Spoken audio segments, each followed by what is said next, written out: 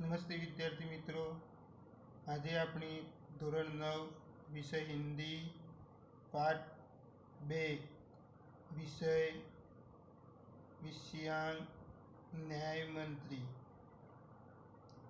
तो विद्यार्थी मित्रों, आज हम न्याय मंत्री पाठ के लेखक का नाम सुनाते हैं। तो इसके लेखक का नाम है श्री सुदर्शन। तो श्री सुदर्शन जी का जन्म सन 1896 ईस्वी सन, निधन सन 1968 ईस्वी सन। सुदर्शन जी का मूल वास्तविक नाम बद्रीनाथ शर्मा था। क्या नाम था? बद्रीनाथ शर्मा। आपका जन्म 1896 ईस्वी सन पंजाब राज्य के सियालकोट नामक स्थान में हुआ। એટલે કે તેમનો જન્મ 1896 ईस्वी सन पंजाब राज्यનું सियालकोट नामની જે જગ્યા હતી ત્યાં થયો હતો। बचपन से ही आपने कहानियाँ लिखना प्रारंभ किया कि नानपणथी तेमने वार्ताओं लखवानो एमने शरूआत करी। तेमना कहानी संग्रह तो पुष्पलता, सुप्रभात, परिवर्तन, पनघट, नगीना आदि आपके सुप्रसिद्ध कहानी संग्रह એટલે કે એ તેમના કહાની સંગ્રહો છે।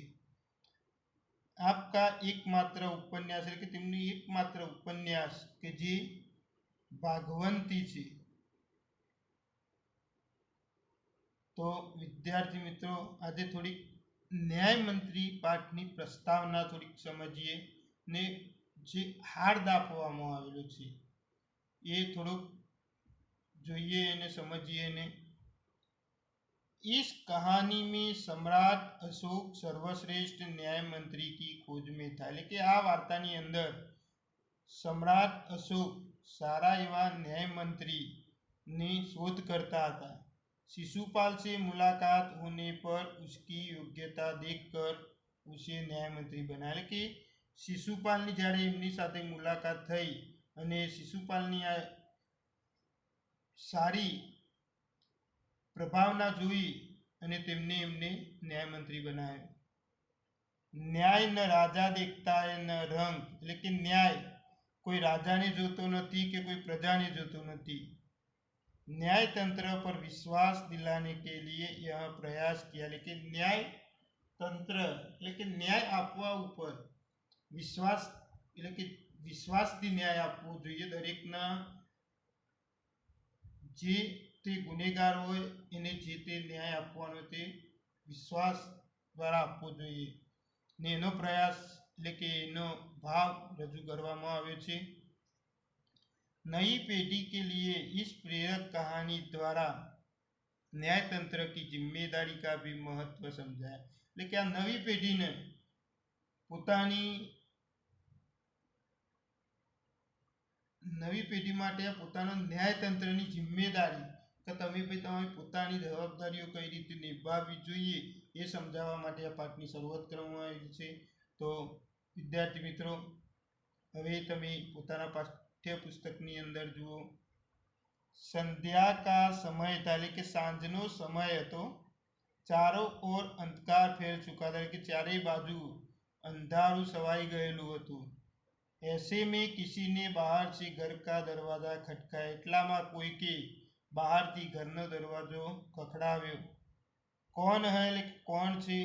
ब्राह्मण शिशुपाल ने थोड़ा सा दरवाजा खोलते हुए पूछा। એટલે કે બ્રાહ્મણ શિશુપાલે થોડો દરવાજો ખોલીને પૂછ્યું। એક પરદેશી બહાર से आवाज आई એટલે કે એક પરદેશી વ્યક્તિનો બહારથી અવાજ આવ્યો। क्या मुझे रात काटने के लिए स्थान मिल जाएगा એટલે કે શું તમે મને અહીંયા રાત વિતાવવા માટે જગ્યા આપશો એટલે કે જગ્યા મળશે મને। जिसे ही शिशुपाल ने पूरा दरवाजा खोला, उनके सामने एक नव युवक खड़ा था। એટલે કે જેવો શિશુપાલે દરવાજો ખોલ્યો ને એવો જ એ દરવાજાની સામે એક નવ યુવક ઊભો હતો।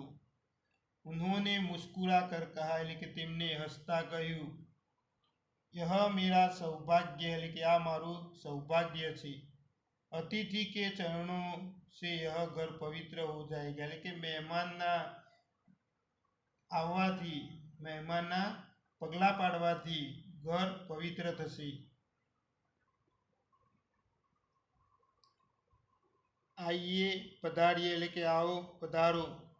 अतिथि को लेकर शिशुपाल घर में गए और उनका आदर सत्कार किया એટલે કે મહેમાનને લઈને શિશુપાલ ઘરમાં ગયા અને એમનો આદર સત્કાર કર્યો. फिर दोनों उस समय की देश की अव्यवस्था पर बात कर रहे थे એટલે કે તે સમયે બંનેનો એ સમય હતો કે જે દેશની અવ્યवस्था થઈ રહી હતી એના વિશે વાત કરતા હતા. शिशुपाल ने कहा आजकल बड़ा अन्याय हो रहा है એટલે કે શિશુપાલે કહ્યું કે આજકાલ બહુ અન્યાય થઈ રહ્યો છે. પરંતુ પરદેશી इस बात से सहमत न था એટલે કે પરંતુ પરદેશ આ વાત સાથે સહમત ન હતો. वह बोला दोष निकालना तो सुगम है परंतु कुछ करके दिखाना कठिन है કે દોષ નિકાળવો એ તો કોઈ સરળ છે પણ એને કંઈક કરવું પડે એ બહુ કાઠું કામ છે, એને નિભાવવું પડે એ બહુ કાઠું કામ છે.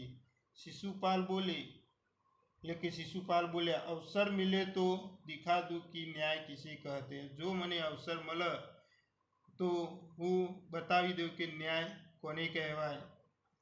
તો આપ અવસર ચાહતે એટલે કે શું તમે સમય ચાહો છો? હા, અવસર ચાહતા એટલે કે હું આ સમય જોઉં છું.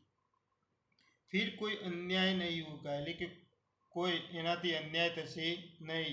બિલકુલ નહીં, બિલકુલ નહીં. કોઈ અપરાધી દંડ से ન બચેગા એટલે કે ગુનેગાર દંડથી બચશે નહીં. નહીં. परदेशी ने मुस्कुरा कर कहा એટલે કે એ પરદેશી હસતા હસતા કહ્યું यह बहुत कठिन काम है એટલે કે આ તો બહુ કાઠું કામ છે. परदेशी धीरे से मुस्कुराया એટલે કે પરદેશી ધીમે ધીમે હસ્યા पर कुछ न बोले એટલે કે તેઓ કશું બોલ્યા નહીં. फिर कुछ देर बाद वे सो गए એટલે કે પછી તેઓ થોડી વાર પછી આરામ કરવા લાગ્યા.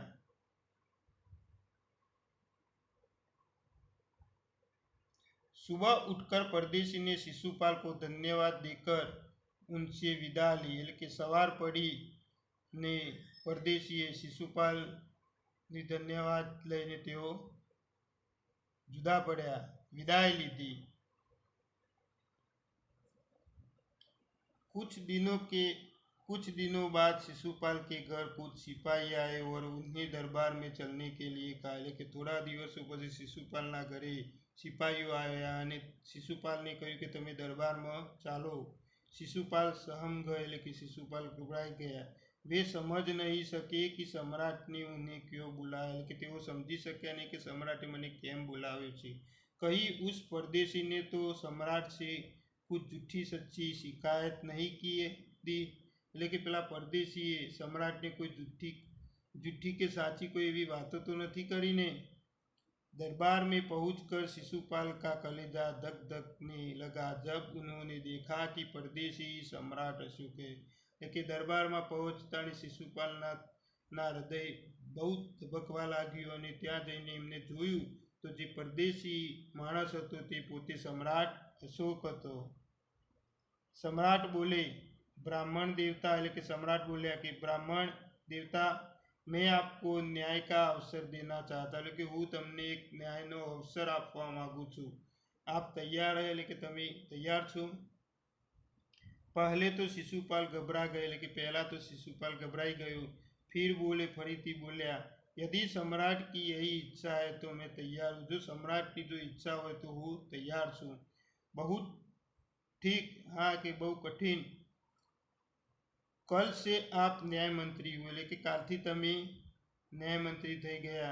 सम्राट ने कहा और अपने हाथ से अंगूठी उतारकर शिशुपाल को पहना दी એટલે કે સમ્રાટને કહ્યું અને તરત તેમના હાથમાંથી એક અંગૂઠી ઉતારીને શિશુપાલને પહેરાવી દીધી. यह सम्राट अशोक की राजमुद्रा थी એટલે કે આ સમ્રાટ અશોકની રાજમુદ્રા હતી એટલે કે રાજ્ય ઉપર સત્તા જમાવવા માટેની જે મુદ્રા હતી તે હતી સત્તા રાખવા માટે.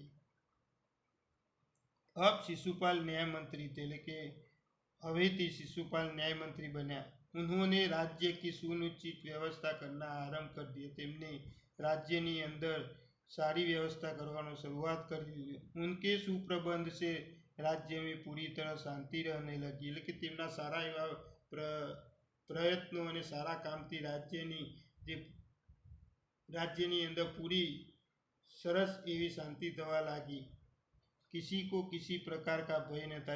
कोई ने कोई प्रकार नो डर न હતો। लोग दरवाजे तक खुले छोड़ जाते थे। એટલે કે લોકો દરવાજા ખુલ્લા મૂકીને પણ જતા રહેતા હતા। चारों तरफ न्याय मंत्री के सुप्रबंध और न्याय की धूम मच गई। એટલે કે ચારે બાજુ ન્યાય મંત્રીના સારો એવા કામો અને એમના ન્યાયની વાતો થવા લાગી।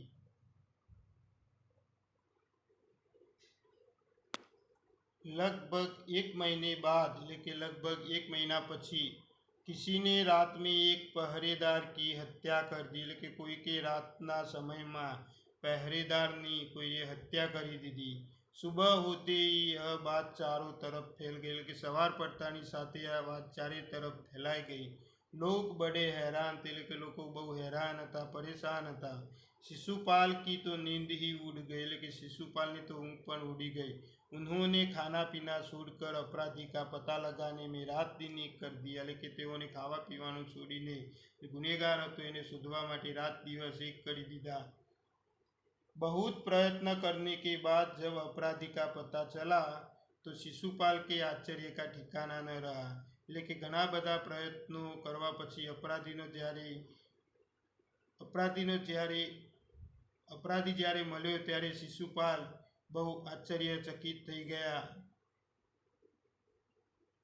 स्वयं सम्राट ने उस पहरेदार की हत्या की थी। કે પોતે सम्राटને તે પહેરેદારની એમને હત્યા કરી હતી।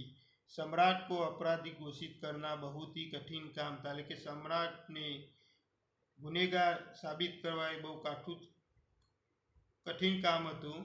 शिशुपाल करे तो भी क्या करे। એટલે કે शिशुपाल करे तो પણ શું કરી શકે। एक और वे न्याय मंत्री थे और दूसरी ओर सम्राट के सेवक। એટલે કે એક બાજુ તેઓ ન્યાય મંત્રી હતા અને બીજી બાજુ તેઓ सम्राटના સેવક પણ હતા। परंतु न्याय की दृष्टि से सम्राट और साधारण व्यक्ति में कोई अंतर नहीं होता। परंतु न्यायની दृष्टिમાં सम्राट અને साधारण व्यक्तिમાં કોઈ અંતર હોતું નથી। अगले दिन शिशुपाल दरबार में पहुंचे। सम्राट अशोक सिंहासन पर बैठे हुए थे। એટલે કે આગલે દિવસ शिशुपाल दरबाરમાં પહોંચ્યા અને सम्राट अशोक सिंहासन ઉપર બેઠેલા હતા। आते ही उन्होंने शिशुपाल से पूछा। ले આવતાની સાથે તેમણે शिशुपालને પૂછ્યું अपराधी का पता चला કે ગુનેગારનો પત્તો ચલ્યો, ગુનેગારની ભાર મળી।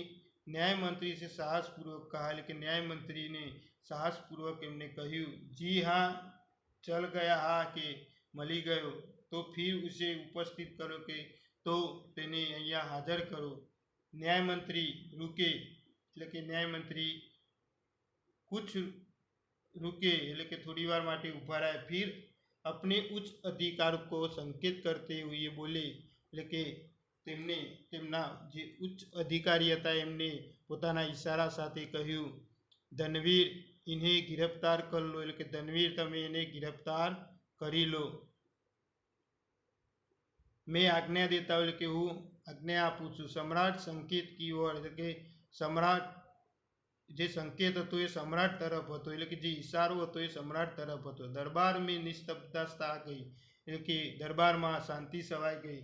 सम्राट का चेहरा क्रोध से लाल हो गया। એટલે सम्राटનો જે ચહેરો હતો એ ક્રોધથી લાલ થઈ ગયો હતો, ગુસ્સે ભરાયા હતા। वे सिंहासन से खड़े हो गए और बोले। તેઓ સિંહાસન ઉપરથી ઊભા થઈ ગયા અને બોલ્યા इतना साहस એટલે કે આટલી બધી તાકાત